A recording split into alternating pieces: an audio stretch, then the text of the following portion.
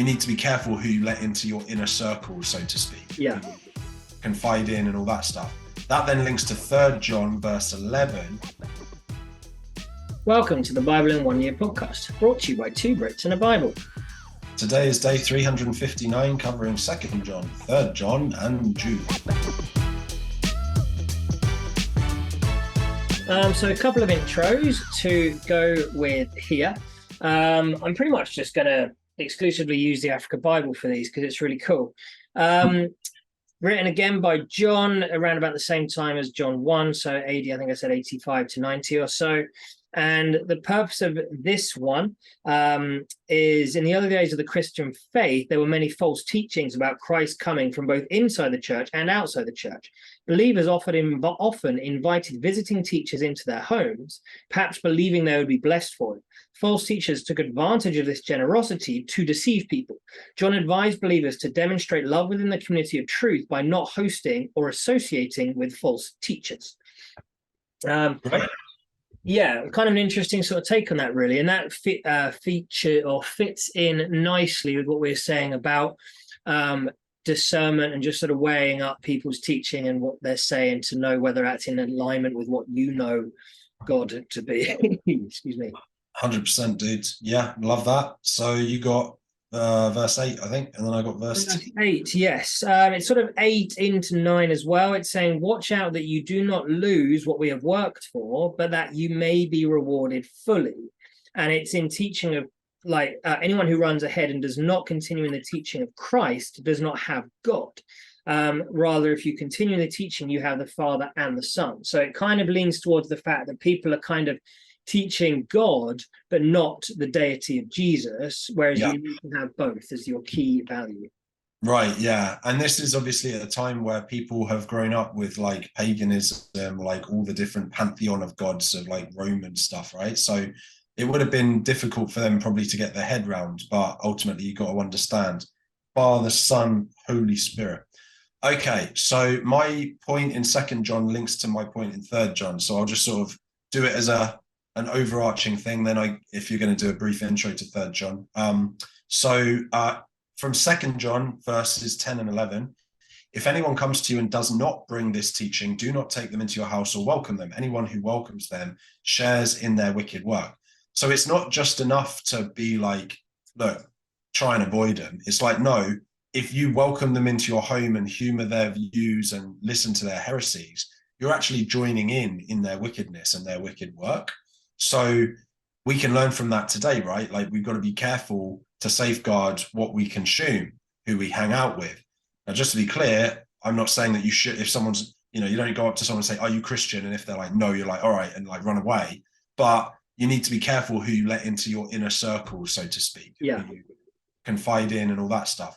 That then links to 3 John verse 11, where it says, dear friend, do not imitate what is evil, but what is good. Anyone who does what is good is from God. Anyone who does what is evil has not seen God.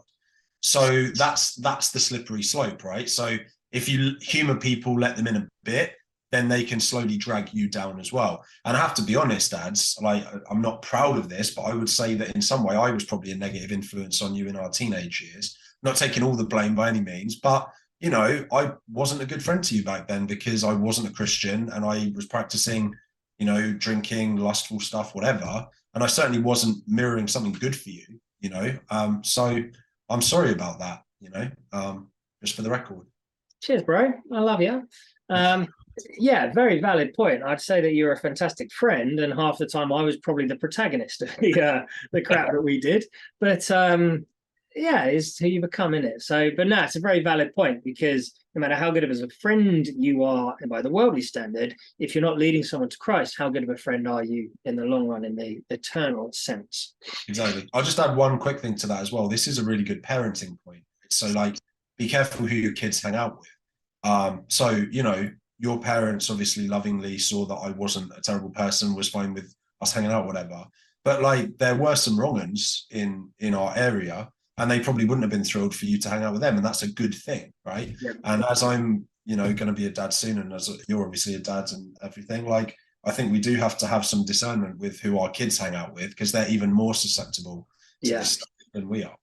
Yeah, exactly. And it's so interesting. I remember so clearly one time in secondary school, there was a guy a few years older than me who I knew smoked a lot of weed and stuff. And he said, "Hey, do you want to come over sometime and smoke?" And I was young and susceptible. And I was like, "Yeah, absolutely." So I just lied to my parents about where I was going. I probably told them I was going to your house for all I know. But I went over to this guy, James's house. Didn't even know his last name, still don't to this day. But I didn't know his house. I just knew roughly where he lived.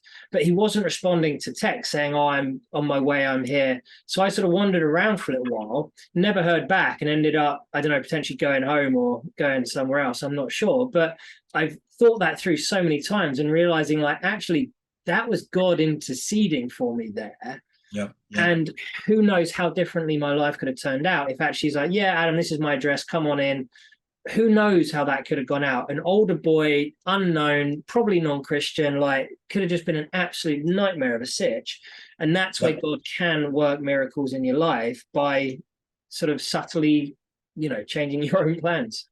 Love that, dude. Yeah, that's a great bit of testimony. I don't know if you introduced 3 or not. No, so the book of 3 John is the shortest book in the entire Bible at just 219 words. And interestingly, it's quite similar to 2 John by sort of warning against false prophets and false teachings.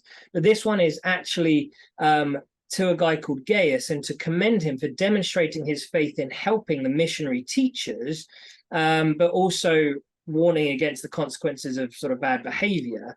But it's kind of saying that it's still good to be welcoming people into your home. We just have to have the discernment. It's not saying don't accept people, just be discerning over who. Be very careful. Yeah, absolutely. Okay, you might as well go straight into First Jude. Oh, sorry, just Jude, mate. Jude. So Jude, written in and around the same time as the books of Peter, that AD sort of 65 era. And again, it's just more warning about false teachers, really. Jude warned his readers about false teachers and encouraged them to stay faithful. And then Jude originally intended to write a general letter about the Christian faith, which is Jude 1 verse 3. However, the appearance of ungodly people in the Christian community, Jude 1:4, made him change his plans and write instead about the danger of turning away from the truth. So similar feel to it as a few of the other books. Love that, mate. Yeah. I feel like I'm almost a presenter, but I like you got verse 4 now. Let's go. Yeah, okay. So this is where it's saying, oh no, I was in the wrong flipping book anyway. I feel like I made this point. Long ago, they secretly slipped in among you. There are ungodly people who pervert the grace of God into a license for immorality and deny Jesus our Christ as our sovereign Lord. And then in verse 10, yet these people speak abusively against whatever they do not understand. And I think that's a warning of people just speaking so badly about Christianity and about Jesus and about faith, but actually they just speak out of ignorance because they don't understand it. Yeah. And so the only thing they can do is come against it. Yeah, absolutely. And that hatred actually leads into my first point, Jude 1 verse 7. In a similar way, Sodom and Gomorrah and the surrounding towns gave themselves up to sexual immorality and perversion. They serve as an example of those who suffer the punishment of eternal fire.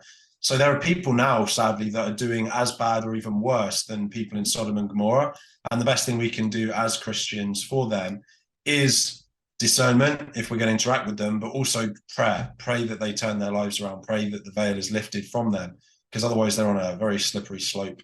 I just got one more that I'd like to say, which is 1:9.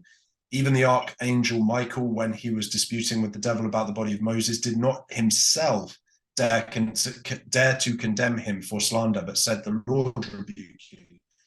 So therefore, I understand that your place is not to condemn. Your place is to lovingly, but firmly state the gospel, state what God actually wants, right? So you're not supposed to hate these people. You're not supposed to condemn these people. That is up to God to judge, but we're supposed to tell them what's what. Fantastic, man. Yeah. And I know the last point you had there was Jude verse 19. In the last times, there will be scoffers who follow their own ungodly desires. These are people who divide you, who follow the mere natural instincts and don't have the Spirit. So just be careful with any kind of natural instincts of people that are not being led by the Spirit. Yeah, love that. So tomorrow we're into the final book of the Bible, Book of Revelation, 1, 2, and 3. Pick up that Bible, get reading. It's going to be a roller coaster.